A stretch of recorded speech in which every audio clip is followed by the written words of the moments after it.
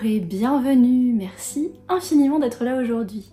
Je m'appelle Florivine, artiste pluriel et slow, et aujourd'hui on se retrouve pour la discussion mensuelle autour d'un thé, qui est également diffusé en podcast sur Café Créatif. Et donc j'ai avec moi une tasse à la marque indéfinie, c'est pas marqué dessus. Et le thé, c'est un thé vert qui s'appelle Bonne Humeur, qui est aux fruits confits et que j'avais acheté au marché de Noël de Rigvire en Alsace en décembre 2022. Il est encore un peu chaud, je pense qu'il refroidira au fur et à mesure de notre discussion. Et donc aujourd'hui, j'ai envie de vous parler un petit peu de l'idée de trouver son juste rythme dans le cadre d'une vie sereine. C'est vrai qu'on se focalise en général sur la notion de ralentir, mais trouver son juste rythme, ça peut être aussi parfois passer à l'action, et on va parler un petit peu de l'équilibre entre les deux. Mais avant ça, comme à chaque fois dans cette émission mensuelle, je vous propose de commencer par une petite mise à jour de comment ça se passe pour moi dans ma vie d'artiste sereine en ce moment. Donc nous sommes mi-mai au moment où je tourne ce contenu. Ça fait un mois que j'ai commencé un programme en fait d'entrepreneuriat, puisque si vous n'avez pas suivi, j'ai choisi de me lancer en tant qu'artiste indépendante à temps plein en 2024 et de donner une chance à ça tant que je le peux. Et je me suis rendu compte que l'entrepreneuriat, ça nécessite un ensemble de compétences à part entière. D'apprendre à gérer une entreprise, d'apprendre à faire du marketing, d'apprendre à vendre, mais de le faire de manière intelligente, de manière sereine et de manière alignée avec mes valeurs, c'est hyper important.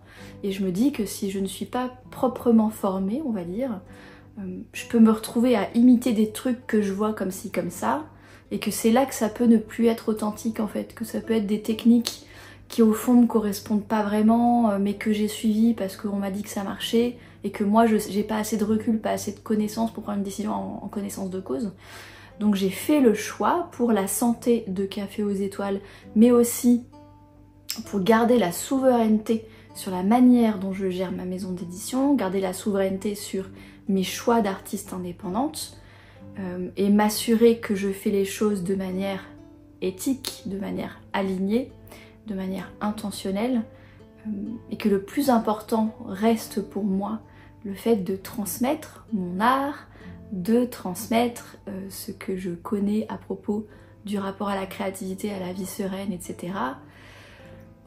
Et que le fait de gagner de l'argent avec tout ça reste une conséquence de ce que je fais en tant que mission de vie pour d'autres raisons que les raisons financières.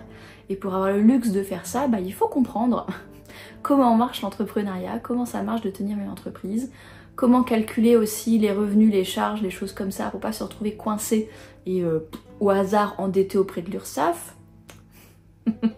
Bien genre de truc qui pourrait arriver, ça fait quand même 7 ans que je suis indépendante, je me rends bien compte des sommes que demande l'URSSAF tous les trimestres. Bref, tout ça pour vous dire que par rapport à tout ça, j'ai choisi d'investir dans un programme d'entrepreneuriat pour être éclairée et informée, comprendre les rouages de tout ça, parce que c'est en étant informé et en comprenant toutes ces choses-là qu'on peut prendre des décisions alignées et faire des choix en connaissance de cause, et du coup faire des choix qui sont intentionnels et qui sont en accord avec nos valeurs. Et ça c'est vrai pas seulement pour l'entrepreneuriat, c'est vrai pour tout, pour tous les domaines et toutes les compétences qu'on peut apprendre. Si on veut avoir un maximum d'indépendance, qui est une de mes valeurs clés aussi, l'indépendance, si on veut avoir un maximum d'indépendance, un maximum d'alignement, d'intention, etc., c'est hyper important de savoir dans quoi on s'engage, de connaître les différentes options, de comprendre le pourquoi des choses pour pouvoir les choisir en connaissance de cause, etc. Donc ça c'est un petit peu ce qui a occupé ma vie ces derniers temps.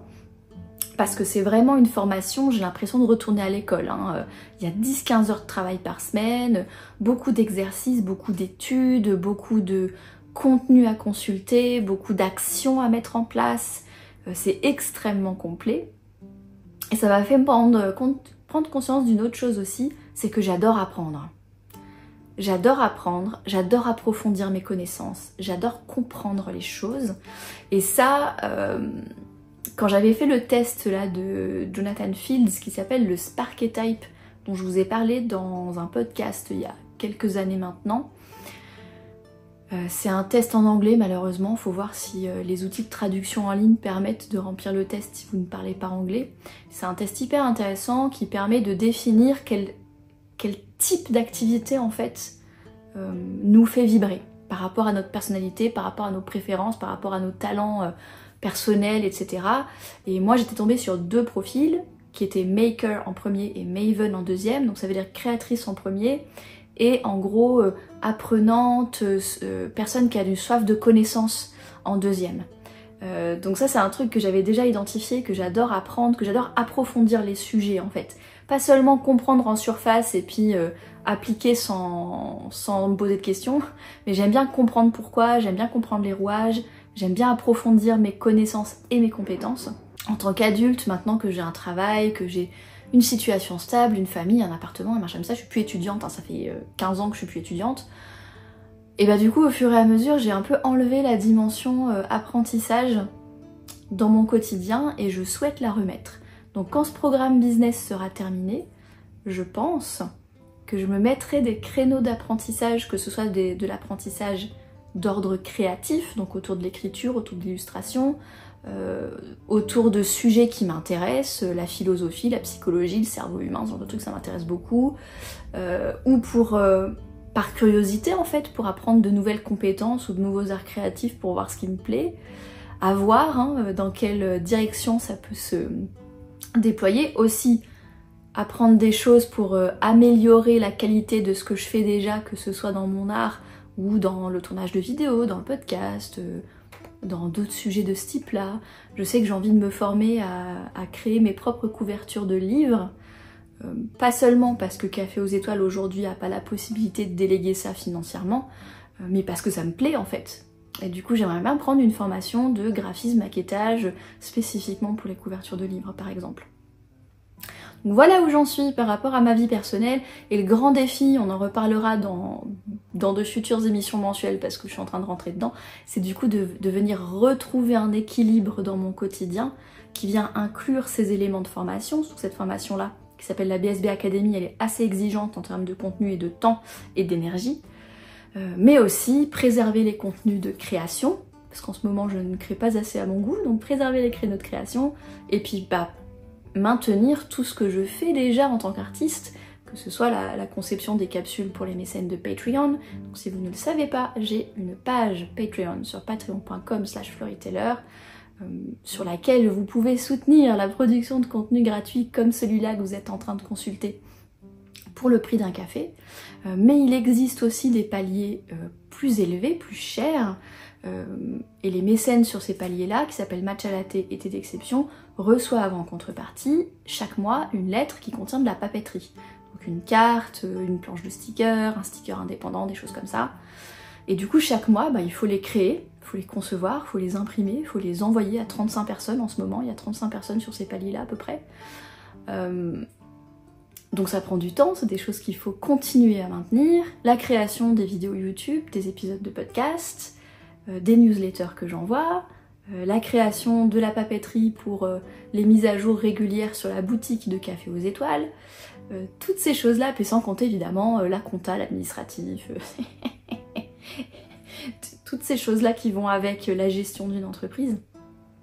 Donc là je suis un peu dans une phase d'équilibrage, et je pense que c'est aussi pour ça que j'ai choisi ce thème-là pour l'émission du mois, donc qui est de trouver son juste rythme, puisque je suis en plein dedans en ce moment, et je me suis retrouvée, alors comme on a l'habitude quand on parle de vie sereine, dans une situation où je suis passée à l'action de manière assez massive, et tant mieux, puisque je suis en pleine formation business et je suis en pleine expansion de mon business d'artiste indépendante, etc. Mais c'est un petit peu stressant, c'est un petit peu épuisant, donc il faut arriver à rééquilibrer les choses, remettre le pendule un petit peu au centre, apprendre à ralentir, à profiter du quotidien, à pas me retrouver avec des œillères, à avancer dans un tunnel de travail, à ne plus profiter de la vie. C'est pas le genre de quotidien que je souhaite pour moi-même en tant qu'artiste indépendante, mais c'est vrai que quand on parle de trouver son juste rythme, ça veut aussi dire savoir passer à l'action quand c'est le moment, et savoir finalement faire la différence entre les moments où ce qui est pertinent, c'est de ralentir, de mettre un coup de collier, de prendre le temps de regarder un peu où on en est, d'interroger aussi notre intuition, nos pensées, nos émotions, se demander où est-ce qu'on a envie d'aller, etc. Ralentir pour savourer un peu plus le quotidien aussi, pas laisser la vie nous passer sous le nez. Mais il y a aussi des moments où au contraire, on va procrastiner, on va pas oser, on va avoir des peurs qui vont nous retenir, et que peut-être que notre juste rythme consiste à ce moment-là à trouver le courage de passer à l'action et d'avancer et d'en faire plus. Et du coup, c'est le thème du jour.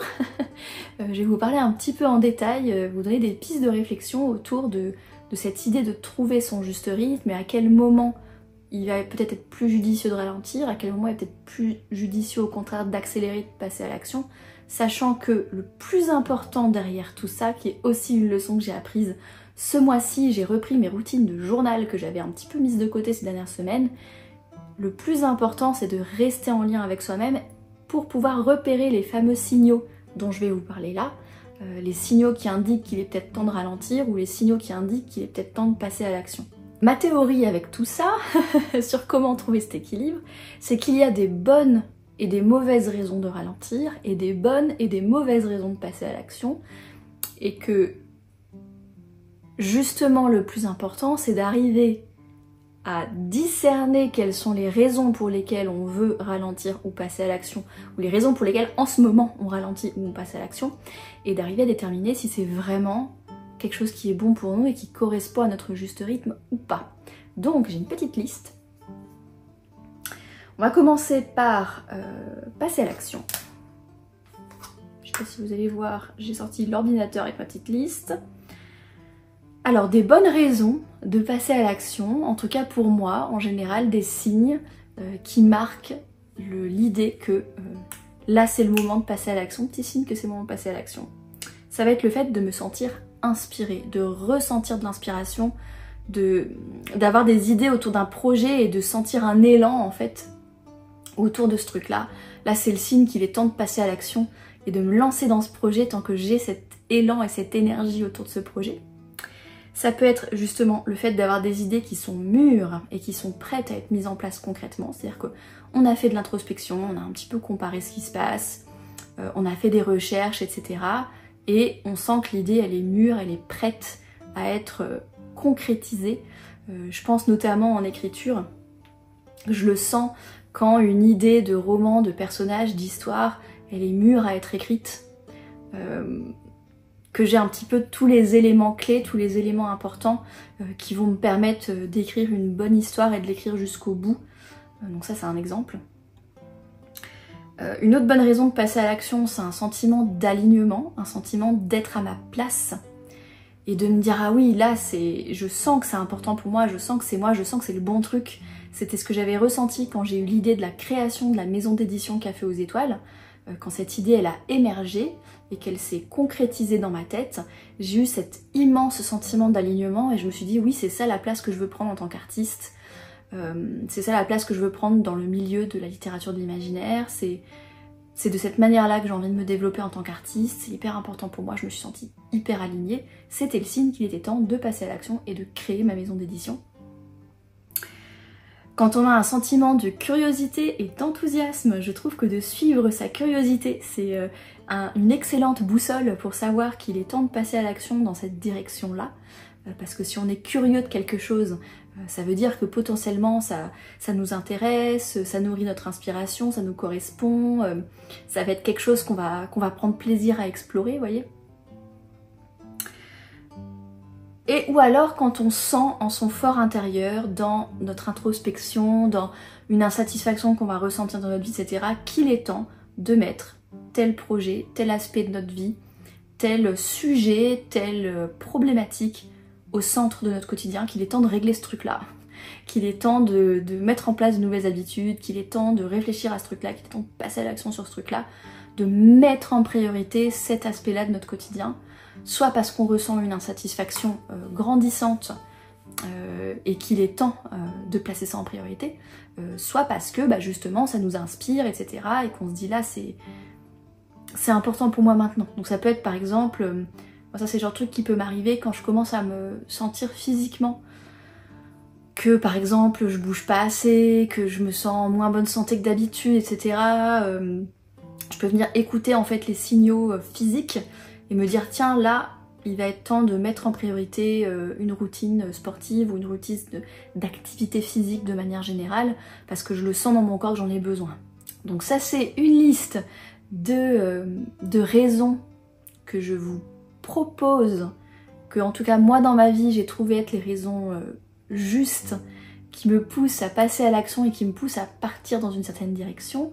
Et j'ai remarqué que si je n'écoute pas ces signaux-là, c'est-à-dire que si je remarque cette inspiration, cet enthousiasme, etc., mais que je ne passe pas à l'action, c'est là que je vais ressentir en fait de la frustration, que je vais ressentir une sensation de manque de temps par exemple. En général, quand je sens que j'ai cette sensation de pression sur le temps, cette sensation de manque de temps, cette sensation de stress, ça veut dire en arrière-plan qu'il y a un sujet, une idée, un projet, un pan de la vie auquel je ne consacre pas assez de temps, qui est prioritaire pour moi, sur lequel je devrais passer à l'action, que je ne fais pas.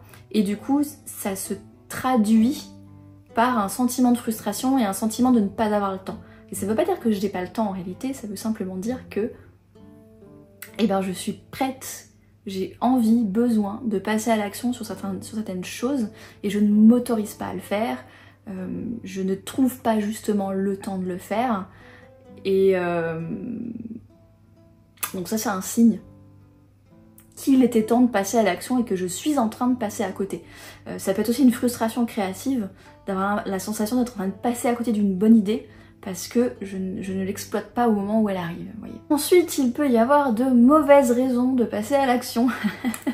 Le balancier, l'équilibre, il va dans les deux sens. Donc les mauvaises raisons de passer à l'action que j'ai identifiées pour moi-même au fil des années, c'est la fuite en avant. C'est-à-dire quand j'ai peur de quelque chose, que je crains quelque chose, ou que j'ai des émotions désagréables que j'ai pas envie d'explorer, etc., je vais me plonger dans l'action pour ne pas avoir à affronter quelque chose que j'ai à faire ou quelque chose que j'ai à explorer à l'intérieur de moi-même. Alors l'exemple type, c'était quand j'étais étudiante et qu'il fallait réviser les examens et que je n'ai jamais autant fait le ménage, la cuisine et tenu mon appartement propre que pendant les épisodes de révision d'examen. Donc c'est un peu une espèce de fuite en avant vers des actions qui n'était pas la révision des examens parce que c'était inconfortable pour moi de me poser au bureau, de réviser mes examens et de me confronter à la peur de l'échec en fait. Me confronter à la peur de ne pas y arriver, de rater mes examens. Voilà un exemple de fuite en avant. Dans la même veine, ça peut être aussi fuir des actions inconfortables ou des émotions inconfortables en passant à l'action sur des choses qui ne sont pas les choses sur lesquelles je devrais passer à l'action. Donc c'est ce qu'on appelle la procrastination active. Donc mon exemple de l'examen, ça rentre aussi là-dedans, c'est-à-dire me mettre à faire le ménage plutôt que de faire ce que j'ai à faire.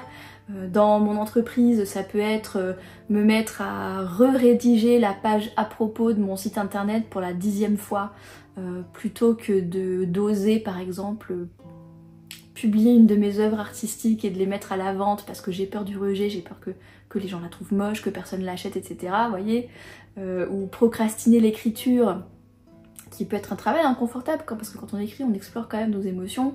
Et puis de me dire à la place, bah non, je vais aller faire du coworking en ville, et puis comme ça je vais traiter mes mails, je vais faire de l'administratif, vous allez voir comment je vais être une super entrepreneur, et en fait je suis en train de fuir l'action importante que je devrais être en train de faire maintenant, vous voyez. Ça c'est la procrastination active, et c'est une procrastination qui se cache bien parce qu'on en fait des actions. Et le cerveau il trouve des actions qui ont l'air utiles, qui ont l'air productives, qui apportent quelque chose, mais qui sont pas ce qu'on devrait être en train de faire maintenant.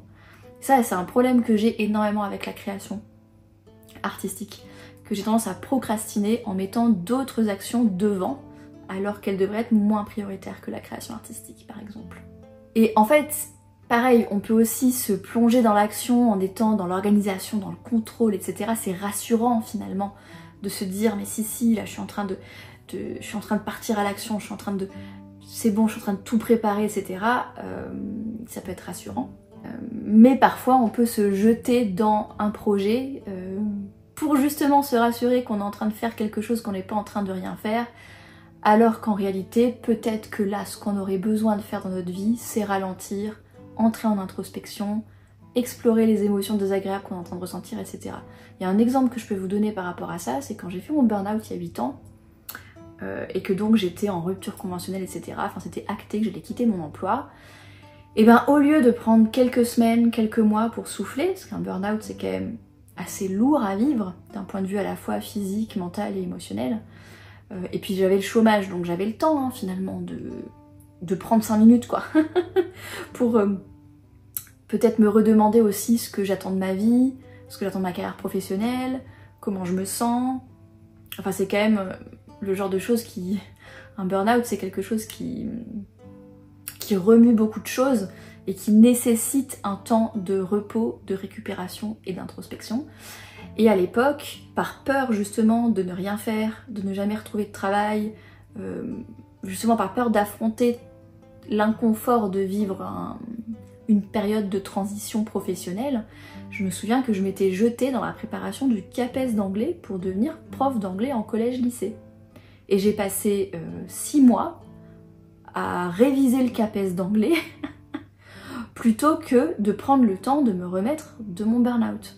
Donc ça, c'est typiquement un exemple où le passage à l'action se fait pour de mauvaises raisons. C'est une fuite en avant, c'est pour essayer de me rassurer de la peur de ne jamais retrouver de travail, la peur de finir au chômage toute ma vie, la peur de manquer d'argent, etc.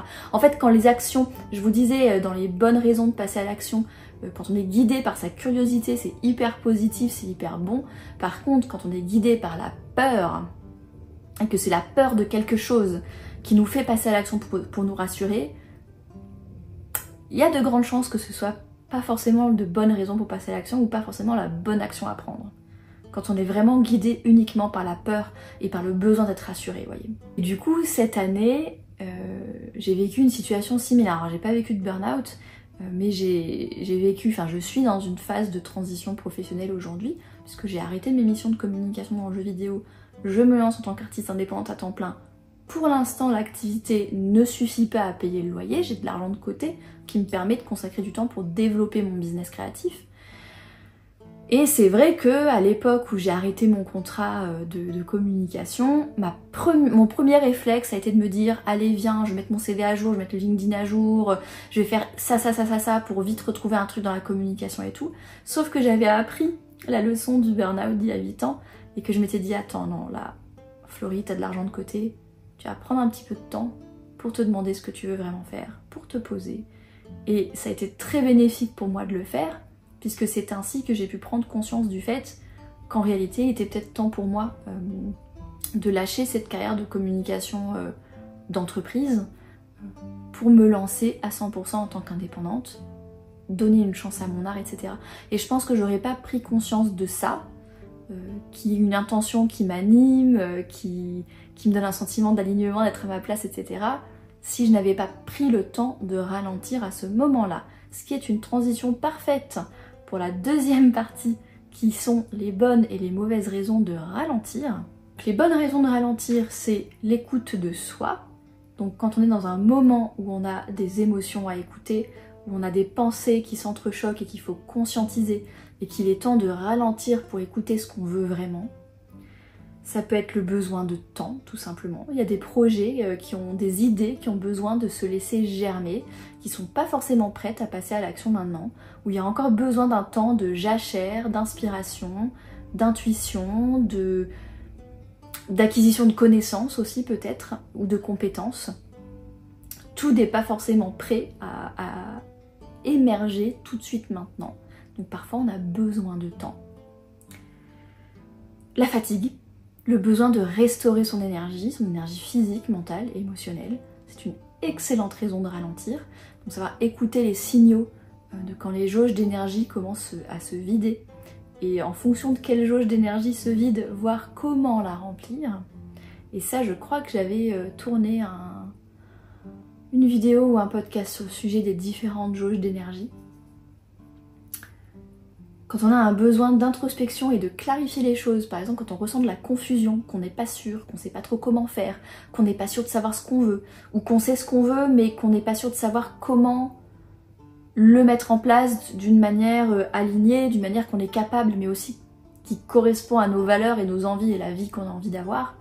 Donc s'il y a besoin de clarification, c'est peut-être aussi un moment de ralentir, un moment où on a besoin de ralentir pour justement faire le point, entrer en introspection et gagner cette clarté-là avant de passer à l'action. C'est ce que je vous disais en début de podcast quand je vous parlais du programme d'entrepreneuriat que je suis en train de suivre. J'ai ressenti un besoin de clarté, de connaissance, de mieux comprendre les différents outils de l'entrepreneuriat pour pouvoir faire des choix qui sont conscients, qui sont alignés, qui sont critiques, dans le sens qui font appel à mon esprit critique, qui sont éclairés, on va dire. Et ça, ça nécessite du temps de clarifier les choses et de construire un avis éclairé sur les choses pour faire des choix. Donc quand on sent de la confusion, un besoin de clarifier, c'est peut-être un signe qu'il faut ralentir et se poser un petit peu pour se poser les bonnes questions. Il peut y avoir tout simplement le besoin de faire une pause et de faire le point de manière générale. Ça peut être aussi un besoin de revenir au présent et de profiter davantage. Ça, c'est quelque chose que je suis en train de vivre en ce moment. C'est-à-dire que parfois, on a un peu trop pris dans la roue du hamster du quotidien et on commence à vivre en réaction avec toutes les obligations qu'il faut tenir, toutes les contraintes qu'il faut tenir, etc. etc. Et c'est là qu'on se retrouve à être emporté dans les vagues de la vie quelque part et à ne plus remarquer les belles choses autour de nous, peut-être prêter moins attention aux gens qu'on aime, prêter moins attention aux petits plaisirs de la vie, moins attention à l'instant présent. Et en général, c'est ces moments-là où on ne voit pas le temps passer. On se demande où est passé la semaine, le mois, la saison. Là on arrive, on est pratiquement à la moitié de l'année 2024. Est-ce que vous avez vu passer l'année 2024? Parce que moi pas trop, vous voyez. Donc ça c'est peut-être un signe qu'il est temps de ralentir le rythme global de la vie pour se réancrer un petit peu dans le présent et apprendre à savourer un petit peu plus ce qui se passe autour de nous ici et maintenant, savourer un peu plus les gens qu'on aime, les moments précieux qu'on vit, etc. Et justement, quand on a peut-être besoin de liens avec nos proches, c'est aussi un signe qu'on se sent peut-être un petit peu s'éloigner des gens qui nous entourent, que ce soit dans notre foyer ou dans notre cercle social proche, des gens qui vivent pas avec nous. Si on se dit tiens, je vois plus mes amis, je vois plus mes proches, etc., c'est peut-être un signe qu'il faut ralentir un petit peu pour faire un petit peu la place aux relations qui sont importantes dans notre vie. Et par contre, les mauvaises raisons de ralentir, il y en a, qui sont notamment la peur qui nous empêche de passer à l'action, où on se dit je vais pas y arriver, tout ce qui est syndrome de l'imposteur, etc. Oh non, je vais pas y arriver, c'est impossible pour moi, etc. etc. Qui sont pas des choses parce que on sent que c'est pas juste et que c'est pas aligné, qu'en fait on aimerait bien le faire, mais que ça nous fait peur parce que justement c'est important pour nous, on se sent vulnérable, c'est difficile d'avoir le courage justement de rentrer dans l'arène, comme dit Brené Brown. Donc ça c'est une mauvaise raison de ralentir.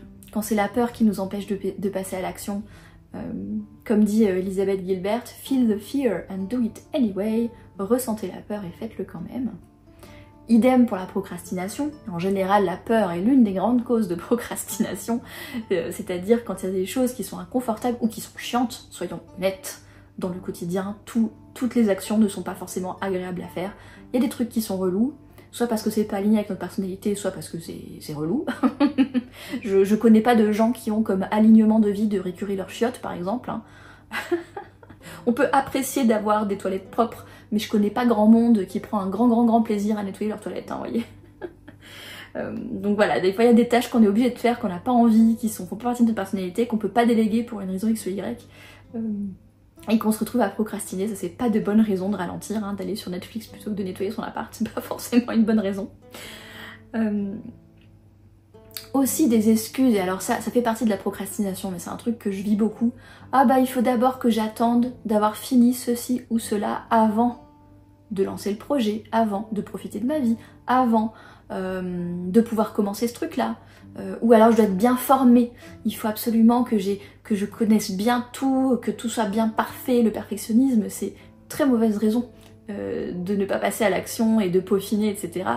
Non, à un moment donné, il faut y aller, quoi. Et de toujours repousser en se disant ah bah non, je m'en occuperai quand le quand, ça n'arrive jamais, vous voyez. Ça c'est pas à mon sens en tout cas, c'est pas une bonne raison de ralentir. Et tout ce qui est, de manière générale, la sortie de zone de confort. C'est pas facile de sortir de sa zone de confort. c'est pas facile de rentrer dans l'inconnu, de faire quelque chose pour la première fois, de s'exposer émotionnellement à de la peur, à du potentiel rejet, à de potentiels échecs, c'est inconfortable. Et on peut se retrouver à repousser, vous savez, c'est un peu revenir en arrière parce qu'on n'ose pas trop sauter sur le plongeoir, vous voyez. Ben ça, c'est pas forcément une bonne raison de ralentir. C'est pour ça que c'est important quand on hésite à passer à l'action sur quelque chose, sur un projet. En tout cas, moi, je sais que ça m'arrive régulièrement, surtout en tant que personne indépendante, il y a beaucoup de choix qui dépendent de moi, beaucoup de décisions qui dépendent de moi. C'est un petit peu le revers de la médaille de ne pas être salarié. Et de toute façon, dans notre vie personnelle en tant qu'adulte, on se retrouve à devoir prendre des décisions, faire des choix de vie, etc. Et pour moi, c'est hyper important quand je repousse un choix, de bien me demander, est-ce que c'est parce que je suis pas prête, que ce projet-là, il n'est pas encore mûr dans ma tête, ou alors quelque chose qui n'est pas aligné et qu'il faut que j'arrive à conscientiser ce qui n'est pas aligné pour réaligner les choses avant de passer à l'action. Ça peut être un bon signe aussi, quand on passe pas à l'action, c'est qu'au fond il y a un truc qu'on n'a pas vraiment envie de faire, qui n'est pas vraiment aligné, vous voyez. Ça c'est intéressant à identifier, ou bien si c'est juste que c'est quelque chose qui est important pour moi et que du coup ça me fait peur. Quand c'est important, on a beaucoup plus peur d'échouer que quand on n'a rien à foutre, vous voyez. Donc voilà, ce que je veux vous laisser avec cette émission-là, c'est que le plus important, c'est de se poser la question de manière consciente et intentionnelle. De ne pas se laisser finalement guider par les courants inconscients de la peur, de la procrastination, des mécanismes de défense du cerveau qui essayent de nous préserver tout simplement, c'est complètement humain. Et de vraiment conscientiser tout ça et de prendre le temps de se poser la question, de prendre le temps d'écouter ces signaux dont je viens de vous parler, la peur, la curiosité, l'inspiration, la procrastination, tous ces trucs-là, d'apprendre finalement à les identifier dans nos comportements quotidiens pour pouvoir identifier est-ce que là c'est le moment de passer à l'action, est-ce que là c'est plutôt le moment de ralentir et de faire le point pour pouvoir avec le temps s'ajuster et trouver son juste rythme. La dernière chose que j'ai envie de vous dire, et de vous laisser là-dessus avant de vous quitter pour aujourd'hui, c'est de faire ça avec bienveillance et curiosité et sans jugement envers soi-même. Je suis la première à être très dure avec moi-même, je suis très perfectionniste et c'est un travail de longue haleine depuis des années que j'ai effectué avec moi-même pour assainir la relation à moi-même, ne pas me juger durement, ne pas me parler durement.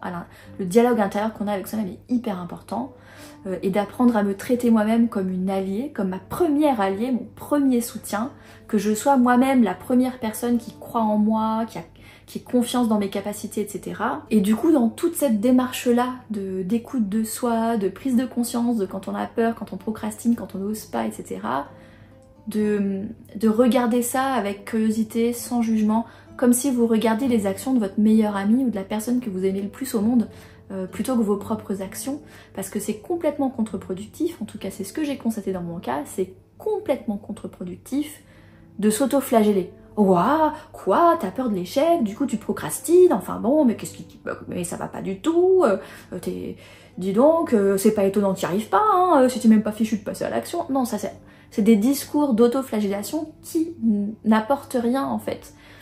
Et du coup j'ai envie de vous inviter à explorer tout ça en vous rappelant que nous ne sommes pas des machines, que nous sommes des êtres humains, que c'est dans notre nature humaine d'avoir des flux, d'avoir à des moments de l'inspiration, des moments de la peur, de ne pas oser faire les choses.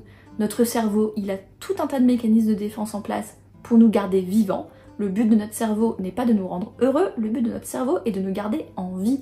Donc évidemment, qui veut nous laisser tranquillou dans le confort de notre grotte et qui veut pas qu'on sorte. Donc bien évidemment que c'est pas forcément naturel pour soi de s'écouter, de passer à l'action quand on a envie, de passer outre la peur est tout à fait humaine. Et à l'inverse, comme on vit dans une société qui est en accélération constante, qui est ultra productiviste et qui nous invite à être utile, à être productif, à beaucoup travailler, qui nous dit que notre valeur dépend de ça, moi je suis pas du tout d'accord avec et c'est un autre sujet. Donc on a un environnement qui nous pousse justement à la procrastination active, à être tout le temps utile, à pas s'écouter et à s'épuiser, etc. Donc on n'a pas à s'auto-flageller par exemple quand on se pousse au stress et à l'épuisement, voire au burn-out. Moi ce qui m'a énormément aidé à me sortir de mon burn-out, c'est justement d'arrêter de me culpabiliser de ça en fait. Et de me dire c'est humain, j'honore ma nature humaine, j'ai craqué, ça arrive, je suis pas une machine, je suis pas parfaite, je suis un être humain. Et peut-être qu'il y a des signes que j'aurais dû voir avant, mais il y a aussi des facteurs extérieurs qui dépendent pas de moi, qui ont mené au burn-out. Donc faut arrêter de porter aussi la culpabilité que sur nos épaules à nous, vous voyez. Et donc voilà, que vous soyez à un moment du pendule où vous ne faites pas assez parce que vous procrastinez énormément, vous ralentissez trop entre guillemets parce que vous procrastinez énormément, que vous avez du mal à passer à l'action, que vous avez peur, etc. Ou que vous soyez de l'autre côté de la pendule, à vous épuiser, à en faire trop, à peut-être pas faire les bonnes actions, à gaspiller votre énergie et à vous retrouver dans le stress et tout ça. Dans les deux cas, je vous invite à voir ça comme une partie de votre humanité quelque part. Nous sommes des êtres imparfaits et c'est ok.